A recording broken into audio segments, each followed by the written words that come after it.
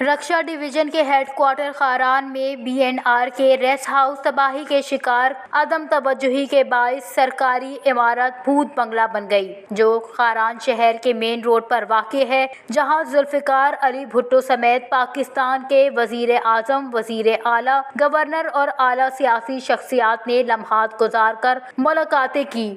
मज़कूरा rest house building के चारों अतराफ दरख्त लगाते हुए ऐसे खूबसूरत अंदाज में सजाए गए थे कि लोग देखने के लिए आते थे, लेकिन महकमा मवासिलात व तामीरात बलूचिस्तान की अदम तवज्जुही से एक आलीशान बिल्डिंग खंडरात में तब्दील होकर नशई अफराद का ठिकाना बन गई है। रेस्ट हाउस के मेन गेट से कमरों के दरवाजे, शीशे, खिड़कियां और डेकोरेशन के सामान नशई अफराद उठाकर ले गए।